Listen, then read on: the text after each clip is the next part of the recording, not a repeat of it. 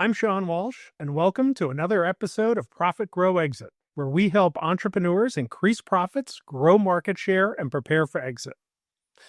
Today, I'm joined by my co-author, Dave Cava of PeopleSharp, and we are joined by Mike Michalowicz, best-selling author of The Pumkin Plan, Profit First, Fix This Next, and many other books that you're going to find on every entrepreneur's bookshelf. Dave and I had the pleasure of working with Mike and his team to write our book, The Pumkin Plan for Managed Service Providers, that was based on Mike's best-selling book. Mike, Dave, welcome.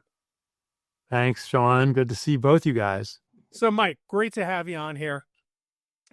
We've known each other a few years now, and when we first met, we found out that you come from an IT services background just like Dave and I. Can you tell us a little bit about how that has shaped your perspective working with entrepreneurs and the books that you write? Sure, yeah. Once an IT guy, always an IT guy, by the way. I have a question about you guys. In a second, I'll ask you about that. So here's what's been so fascinating about my experience in IT is when it comes to problem solving, if you try to address many issues at the same time, you may not resolve it. You actually may worsen the problem because you fixed something here and unfixed it there, and therefore you cloaked your fix. So you have to be very consistent in your diagnostic and testing out solutions. I call it the one dial at the time. In many cases, turn one dial, see the impact it has on your business. If it's a positive impact, leave that setting and then make the next change. If it doesn't have a positive impact, reset the dial back to its original setting before you do the next thing. So here's the question I have for you guys first. I've been out of this business for 20 plus years. I still get a request probably 2 to 3 times a week as the IT guy in the family to, hey, the computer's not working. How many requests do you, you guys are still in this space. I'm just curious for both of you, how many requests do you get per week or per day for family IT support? Way more than I do because I have the people around me trained really well. Well done. No, I don't know I've never touched an iPhone. I don't know how to operate a remote control. Like Shawn's my tech support too. That was all yours, Shawn. Half my tech support calls come from Dave, as he said. So that's 50%. That's funny. And the other 50% are split between my in-laws and my kids because, amazingly enough, being the owner of an IT services company, my kids are not technical. The one works in the company. She does sales and marketing, and she's a little bit better than the others. But yeah, I am definitely still the family tech support guy. Ironically, my son, who said he never wanted anything to do with the company, wanted to go in his own direction. He became a captain in the Army, and he got sent over to Korea. And he called me up one day. He goes, "Dad, you're not going to believe my new assignment." I said, "What?" He goes, "They just put me in charge of the IT department." Full circle, man. I said, there's a great value in being a non-technical person who knows how to manage technical people. I said, so take advantage of it. True, it's true. You go halfway around the globe, you can't get away from your DNA. No. They used to say, was it with the family, you wanted to have a doctor in your family, a lawyer, and an accountant. Now it's an IT guy, obviously, and a psychologist, I think is the fit. I think you the same person, though. Yeah, no. And I think you guys need a psychologist. You decided to write the book for MSPs, the Pumkin Plan for MSPs. What inspired you to write the book? I was growing my company. We struggled. Like so many entrepreneurs, I came into this. I had a business degree, but I didn't have practical experience applying it. A lot of people know I came from a law enforcement background. I worked in municipal government, so private sector was kind of foreign to me. And when we jumped into it, we were making money, we were paying our bills, but I didn't know what that meant. And I started devouring books that had practical application. And when I found the Pumkin Plan, I remember listening to the audiobook, Mike, and going, I get this guy and he gets me. And, your irreverent tone. I grew up not far from where you are in New York, near the Jersey border. So, I think your tone and the accent probably, fit with me. but I understood the practical steps, and the book was definitely transformational in my company. So when I sold the company and I started coaching, I found Donna doing the Pumpkin Plan coaching, and I said, this fits. I get this. This was had a huge impact in my business. I want to use this going forward. So, Mike, as you do in many books, the practical nature of what you put out there and the way you simplify very complex things was very helpful for me. And while the Pumpkin Plan is a fantastic general book, I saw an opportunity to say, let me really dive into some of the minutia that resonates with MSPs and take it even a step further of how it really relates to them as an audience. Dave, you have a great before and after perspective, serving the IT community, MSPs and so forth before writing the book and then after writing the book. What have you observed? Have you modified the way you're of service, or is there a new awareness since you've written the book on how you can care for these companies? I want to go back and answer the question Shawn just asked, because we had a two-part thing all planned out, though.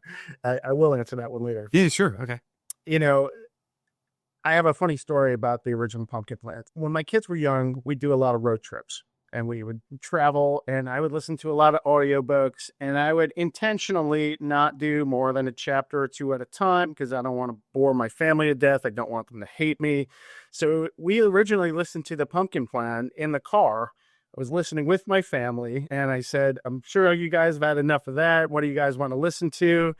And my kids were like, no, Dad, that was good. That guy's really funny. And they wanted to keep listening to the book, which was cool. Never happened before.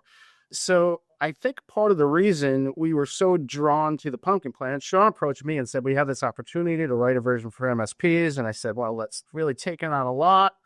But I said, if we sign on to do that, we're going to get it done, because there's some built-in accountability in terms of we've made this commitment, it's going to get done, versus you can just start writing a book, get busy with other things, it gets abandoned, it gets shelved. But the reason that particular book had such an appeal to me was that I felt like your personality shining through that book really enhanced the material. And I felt like we shared your sense of humor and kind of that everyman, easy to relate to. I'm going to get across some profound things, but we're going to have fun doing it. That's the way Shawn and I approached coaching and approached working with people. And there's nothing worse than, a speaker that goes to a conference and is so much fun in the bar and then a total bore when he gets up on stage. We wanted to be right in a way that who we were and the way we work with people, the way we relate to people really came through. I said to Shawn, a lot of stuff got left on the cutting room floor. Your book was written much earlier than ours, before cancellation and political correctness. It was really inspired by the One Nut Man. No, there was no One Nut Man that made our. Yeah, you can't do that in a book nowadays. Really hit it big. Someday we're going to put out an uncensored version of this book with all the stuff they made us cut out, and people will love us more and hate us more, but it would be a really good time. I think one thing, to Dave's point too, Mike, is one thing that struck me, and I think it was in Profit First, is when you told the story about when you went bankrupt on your company and your daughter brought you the piggy bank. I mean, man, that hit home with me, and that was showing a lot of vulnerability, which I had never seen in a business book before. And I think that's one thing that Dave and I took to heart. I mean, we told our story. We told the good, the bad, and the ugly. And, we were like, hey, we screwed up. And here's, this hurt. And we, Dave talked about his family issues. I talked about, losing my team and having to reflect on myself. And some of that, there was a little PTSD putting that on paper. We've had a lot of people come up to us after the fact and say, I really appreciate how honest and candid and vulnerable you were in telling your story, because that meant something to me, because I see myself in that position, and that's much different than reading the average business book. So I think that was something that we took from the original, that we really felt we could continue that legacy and build on it. I'm proud you guys did that. I think so many MSPs need to show an air of success even when there's a struggle behind the scenes. You do have to fake it to the customer. The customer doesn't want to hear how much you're struggling and then have confidence also in working with you. But then there's this quiet desperation that lives as an undercurrent.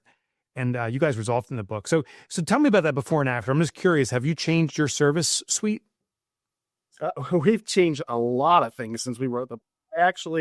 I actually split my practice out of Encore. So I was recruiting in Encore. We decided to launch it out and spin it out into its own thing, and a lot of that came down to eating our own dog food in terms of not trying to be all things to all people, and just say, here's the laundry list of 12 services that we offer. Shawn was having great success with the peer groups and coaching. I was having great success with the recruiting. We were not having great success with any of our marketing because we just kind of had this, we do all this stuff message. So we've remained really good friends, as good as we were before, as good as when we were working together, but we've gone separate ways.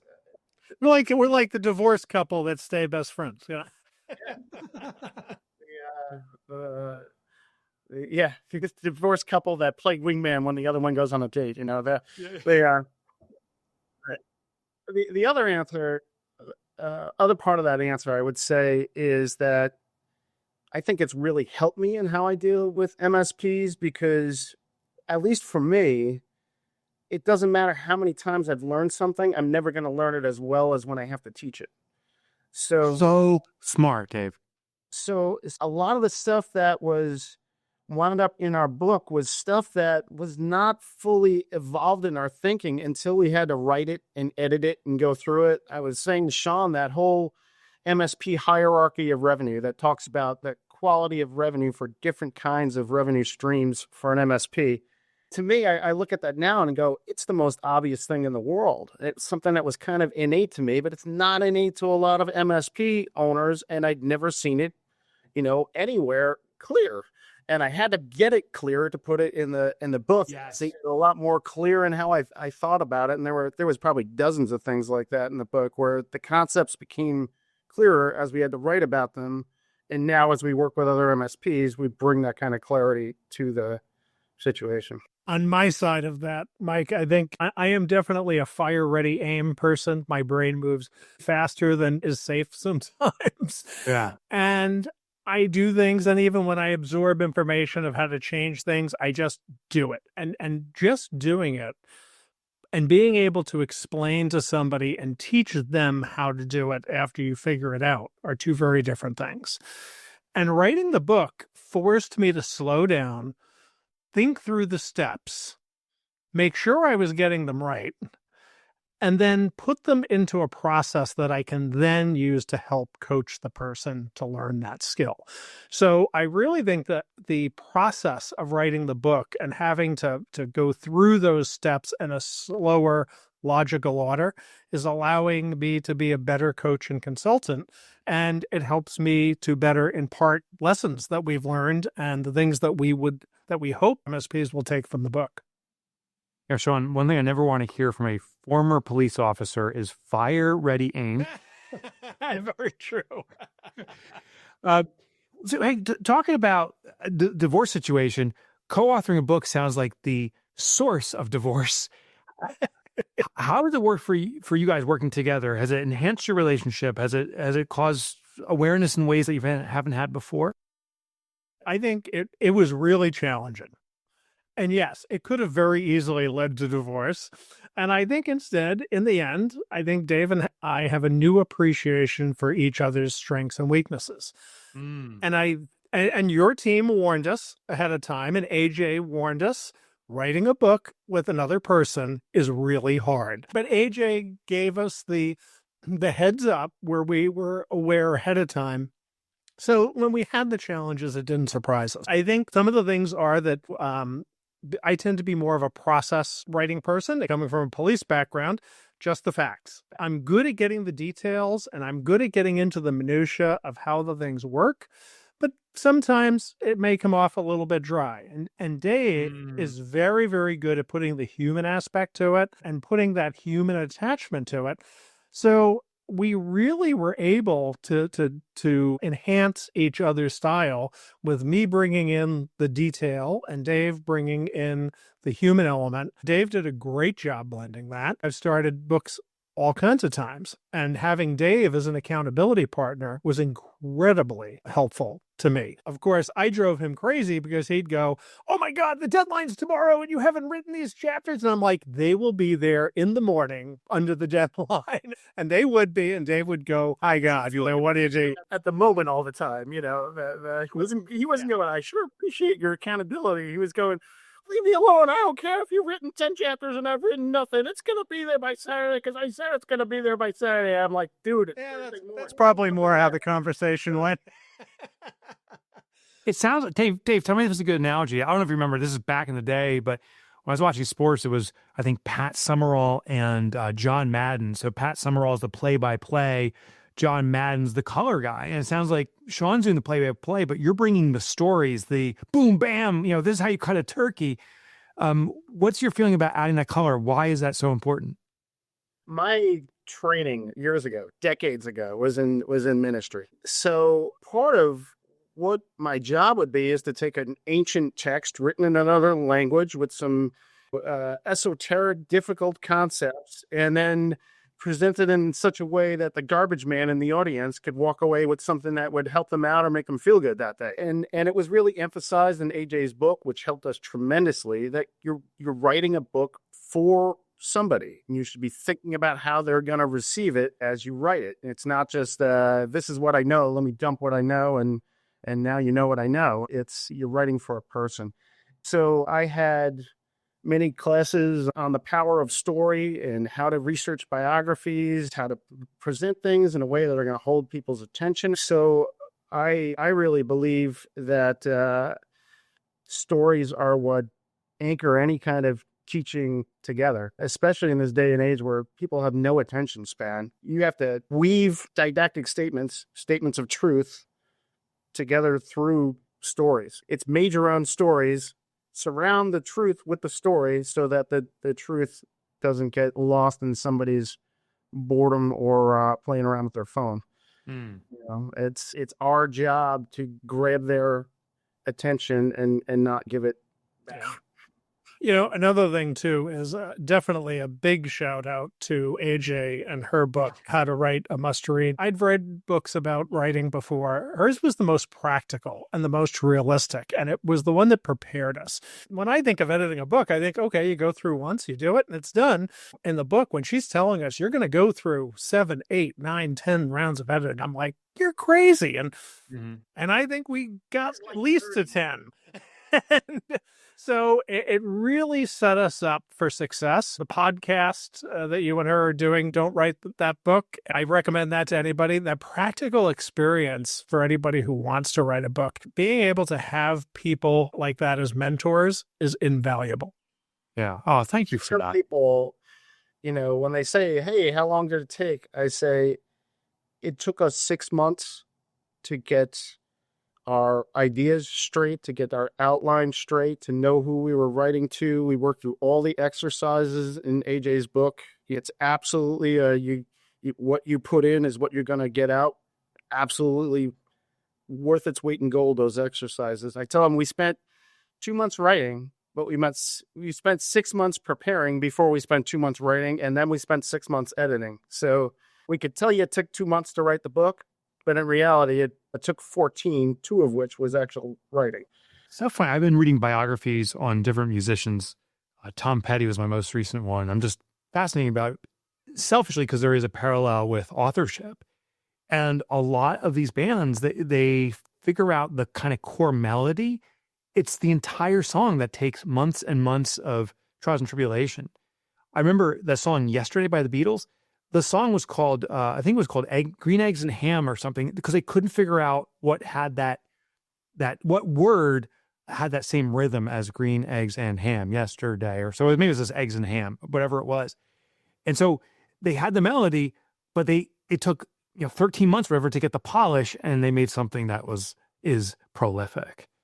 I'm reading a biography on Hemingway, and it talks about, the amount of time that he'd spend on one sentence agonizing over it. Just the placement of the words and where do you put the emphasis. And I don't know that I would have related to that 2 years ago. And now I can go, yep. These world-class experts like Hemingway, it's perspiration that differentiates them. I always think it's divine intervention, that they have just that magical pen. No. They put the sweat equity in. Oh, Pro tip. When we talk about you, you can take this as a compliment or an insult, but I say there's nobody that works harder than Mike Michalowicz at what he does. And he's a gifted man, but he is where he is because he pushes and pushes and pushes and pushes. You just got phenomenal focus. And it's obvious to anybody like us that's sitting around watching your career. I mean, like the stick-to-itiveness and drive is really what's gotten you where you are. Means the world to me. Thank you. And it's funny too, because I think beforehand I thought, oh man, these people have some special gift. And, like I listened to your audiobook and I go, oh my God, that's so awesome. I could never do that.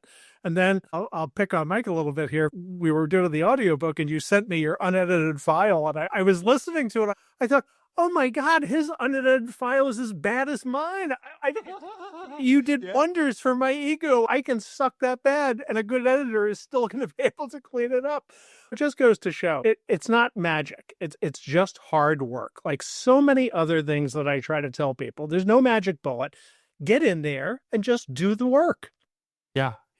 It's funny. I'd argue I could make just as many baskets as Michael Jordan in a game, except Michael Jordan can do in 60 minutes. I would take 60 days, but I'll just keep on shooting. I'll keep shooting and I'll get the same count. And that's what we have to consider when we're writing. Yeah.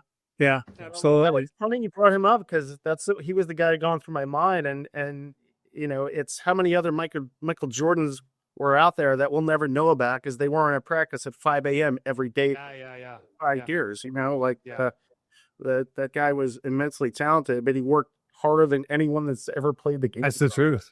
Shifting gears a little bit. Mike, you wrote a book about team building and leadership called All In. A lot of that resonated with us. It goes along with a lot of the things we teach. You referenced David Marquet, who I'm a big fan of and whose material I use a lot in teaching. What are some of the things that you see when it comes to team building and leadership that entrepreneurs need to be doing better and focusing on more? Yeah. The first thing I do when writing a book is I ask myself, or at least I try to observe, what is the common recurring problem, but in the framing of the words that the person experiencing is using it. I want better teams, or I want to elevate my team, or not the words people use, but that's what they want. The words they use is, I wish my employee would act like an owner. And I'm like, okay, how do we get people to act like owners? And it's interesting, once I at least have the framing and understanding of a problem in the actual verbiage that's commonly used, the solution becomes much more evident. If I say, how to elevate a team, there's a million ways to do it. But employees acting like owners, the solution then is, how do you actually make someone behave like an owner? So one of the core tenets I teach in this book, and I think this is the most impactful way to get an all-in team, is to employ what's called psychological ownership. David Marquet did this with his ship. He was in the Navy, but I think an interesting story is also a meat packing district or facility. There was a guy named John Pierce back in the 1980s that was studying this business, and the owners of that business said, how come the employees aren't acting like owners? And he started running tests, and he came up with these principles. He's considered the godfather of psychological ownership. There's 3 primary components that if you deploy this, it shifts how the employee or even yourself feels about an object, a thing, or a task. First is what's called intimate knowledge. The more detail, the more knowledge I have of something, the more I feel possession of it.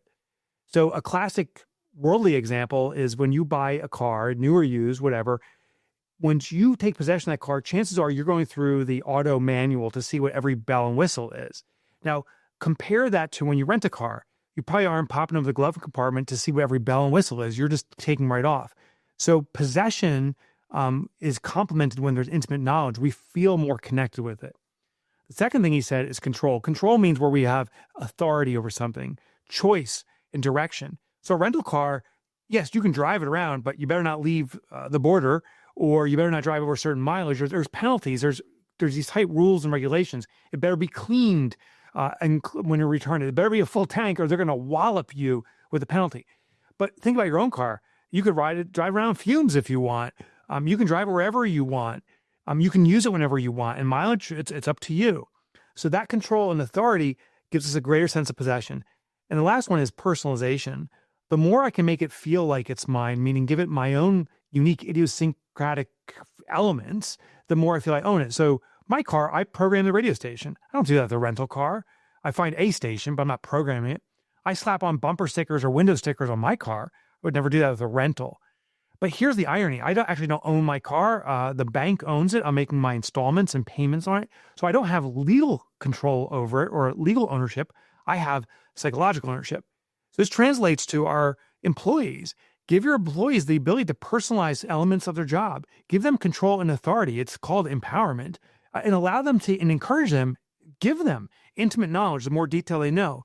And within those components, you'll see they'll start elevating like they own it. I care for the car I own. I get it washed. I make sure the oil gets changed regularly. The rental car, I'm doing donuts in the parking lot. And your employees, if you're putting constraint and control around them, it's donuts in the parking lot. We say when the cat's away, the mice play. That's because you have too much of this restriction in place. Start playing with these elements of personalization, control, and intimate knowledge, and watch your people blossom. That's fantastic. And that resonates very much with the things that Dave and I teach. One of the things that I use when I'm talking to leaders is how do you define a leader? And the way that we define a leader is to say, first of all, the leader needs to make sure that you're hiring the right people. You got to build your team correctly. You got to bring in people who are aligned with your culture. The next thing you have to do as a leader is you have to over communicate. What is the mission? Where are we going? What is your place in mission? And how are we going to measure success? The employees have to know where the finish line is so they can know whether they've crossed it or not. And there's so many employees out there who have no idea what they're doing, and they just feel like they're a cog in the wheel, kind of the equivalent of the hamster wheel for the owner. After defining that and reiterating that over and over again, the leader has to provide the resources for the team. You've got to make sure they have all the tools and resources necessary to successfully complete the job. Otherwise, you're setting them up for failure. And I got those 3 steps from things that I read mostly with David Marquet, some of your stuff, and I kind of distilled it down to that. And then I said, now here's the Shawn Walsh number 4 line. Get the hell out of their way and let them do their freaking job. That's probably the most important part and the most overlooked.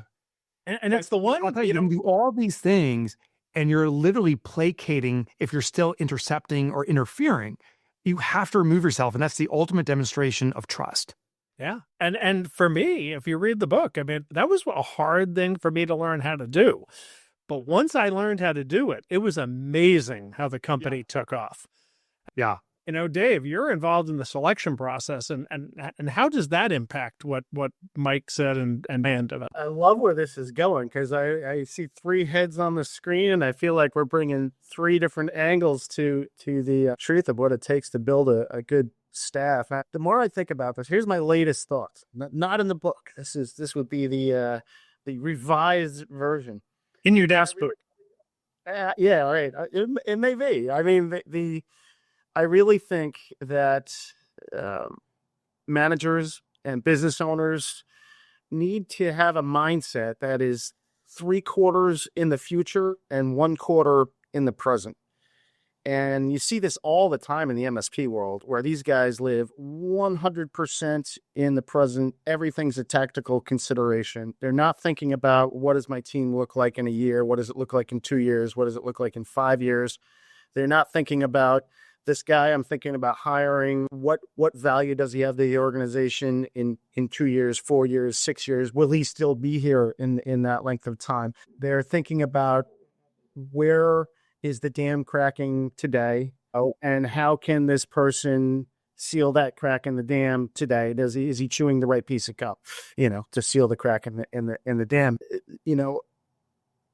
For companies that really scale, they start thinking big picture all the time. They're doing their fantasy org chart. Every hire they make is removing a hat from somebody who's in ownership or management that they shouldn't have when the company is twice the size. They are hiring people and say, what kind of potential do they have? Is this person someone who could be much more than they are the day that I hire them? Do they have the kind of character and qualities that they're likely to be here in a few years as long as we treat them well and give them opportunity? It's this tactical, I see what's right in front of me and nothing else mindset that keeps a lot of companies kind of bottlenecked and stuck. So I would say learn to live 75% in the future. Force yourself when it comes to thinking about teams to think strategically, both in terms of the structure of the team and in terms of the suitability of resources, particularly. Shawn planted a little seed for my perhaps final question, but most important one. Shawn's like, hey, next book. Are you guys seriously considering a next book? Would you do that? Would you do it together? Are you guys now independently addicted to the author experience? And are you going your own way, or are you one and done? It's funny. We just had that conversation before you came. Really? I think we both agreed the answer is yes. I don't know that we'd do another one together right away. Yeah. Okay. I'm working on one right now. So I've got my next one already kind of, I've already got the outline and solo record, right? You know, like listen, band break up for a period of time. You got to do it. I love it. well, I think especially where we did it together the first time. With this one, I'm going to write this one myself. And I think Dave has an idea that he's probably I'll let him speak to that. But then we talked about each doing a solo project and then maybe coming back after that and writing another one together. Can you give us a hint what it's going to be? Yours, Shawn? My next one is going to be titled Profit, Grow, Exit. It's the tagline that we use with our coaching, and I always tell our coaching clients the words are in that order for a reason, because you have to dial in the profitability first. I see too many people trying to grow a company where they don't know their numbers. Their numbers are terrible, but they think they can grow their way out of it. Then once we dial in the metrics and we get all the fundamentals in, then we have to go to how are we going to differentiate so that we're going to grow and not look like all our competitors. And then finally, the exit strategy. And everybody, when I say the word exit, they go, well, I'm not ready to exit. I'm like, great. That's the best time to be. Beautiful. That's the best time to be planning for it, because doing this consulting work, the worst thing that can happen is when somebody comes to Dave or I and says, okay, I've had this tragedy in my family. I got a bad health diagnosis, or I'm just done and I want out and I'm ready to sell the company. And we have to look at them and go, this company is not worth near what you think it is. And it's going to take us at least 5 years to get it there. And it's heartbreaking to have that conversation. And my goal with this book is to never have that conversation again. The choir is singing here, preacher. Preach, Yeah. preach, preach. Yeah. And And I tell people, the best company to own is the one that everybody wants to buy. So if you get it ready to exit, even if you're not ready to exit, just keep going along, but it's there. But a friend of mine who's a trainer for the U.S. Marshals, he used to be my partner when I worked undercover. In his training, he has a saying, and I've hijacked it for the purposes of people exiting. And what I tell him is, we all think that we're going to pick the day that we retire from our company and we're going to have a party and we're going to hand the keys to somebody. In the reality, though, we don't pick the day. The day picks us. And you need to be ready for when that day picks you. And it can be something good. In my case, I got an unsolicited offer from private equity, and it was just, stupid private equity money. And my wife looked at the offer letter and looked at me and said, it's time to go. Yeah. And, but other people have had experiences that weren't positive, but at least if it's in the best condition possible to sell, then you can move on, and you want to protect that asset. So that's my goal with the new book. Dave, tell me about your solo career. So I'll just say that's basically chapter 17 of the Pumpkin Plan for MSPs. Yeah. Somehow we made it through a whole entire webcast without mentioning that it was finally released on audio. We actually read it ourselves, which again is another foray into the unknown. Don't know what we don't know. The amateurs trying to be professionals and being 90% happy with how it turned out and 10% stuff we learned for the next time. Beautiful. So Dave, tell me about your upcoming book. Or you work? I had one I was working on before we did the Pumpkin Plan, and I do think I will come back to it and finish it. The working title is Built Not Bought. And the idea is, I don't know if you've ever seen that shirt that says it's easier to build a child than repair an adult. Oh, no, not. It's that kind of concept, but looking at team building. The emphasis on the book will be using strategic entry level hiring to build scalable teams. I get into a lot of how it's hard in the tech world. I can't get away from my sports metaphors, where the best teams, they draft right. They've got an excellent minor league system to develop people. And those are the people that wind up being their superstars. And that Exactly. we supplement through free agency to kind of put the last bit of icing on the cake. And that's how you build a championship team. I love it. Gosh, the author bug is more than struck you guys. I mean, you guys are lazy to get authors. So great. Welcome to the family, by the way. We need more great books out there. So I'm so happy you're doing this. Thanks for giving us the nudge, Mike. Never gotten anything done, like I said to Shawn, if we make this commitment, we're gonna get it done. We're not gonna do what we're doing here and then not write it. And then we got an agreement to do the ASCII Roadshow and got a nice speaking slot there, and that put a deadline on things, and we just said this thing's actually gonna get done. The hardest part about the whole thing was trying to blend our voices and put out something that was really high quality, that would hold people's attention, that wasn't all choppy.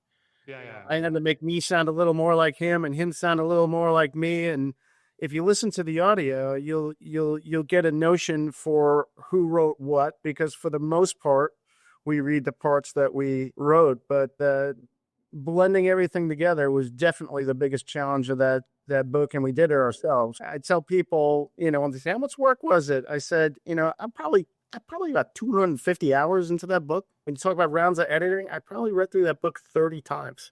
Yeah.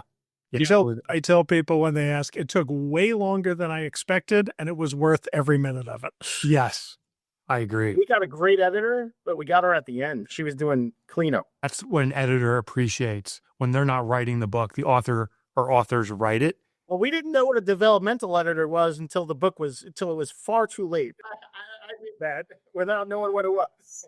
We really lucked out in the beginning. I reached out to a former manager of my MSP. He was an engineer, but it was his second career. He had been a newspaper guy before, and he did the first round of editing with us. The good thing is not only did he have the editing skills, but he had also lived through a lot of the stories I was telling from my perspective. That's super helpful. And he understood the topic. So that was tremendously valuable. So Kevin Green did that, and a big shout out to him, because he really added a lot of context to it. A lot of the writing process for us was muscle and feel. But it seemed like between AJ's book and Kevin's help, and then getting Julie to edit at the end, and having a couple of people who read early drafts and having each other, we were able to do a pretty good job, I think, muscling our way through things.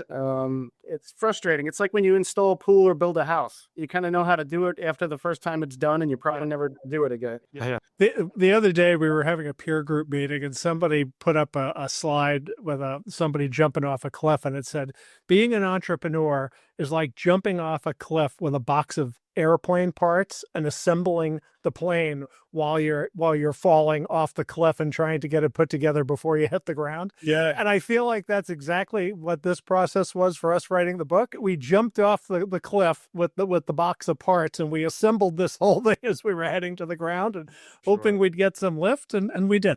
Mike, we know that you came out of IT services long ago, but in the past 5 or 6 years, you've spent a lot of time in MSP world. Yeah. Doing the ASCII Roadshow, doing some other conferences. You've met a lot of MSP owners. What do you think are some blind spots in the MSP industry that maybe someone coming from the outside looking in sees that the people that are kind of in the echo chamber every day don't see? Yeah, I think the mistake that I still see MSPs making is they're coming in too much as generalists, saying, oh, we're proficient at supporting such and such software stack, and we know such and such tech. But the future clearly is not niching, but micro niching, and realizing that there's also bad actors in this space that are becoming very specialized. So I'm considering MSPs of the future to be like the Navy SEALs. Let's go in with a very specific task for a very specific situation and serve that client. For example, I'm working with a company that creates water filtration systems, which on its own is generic.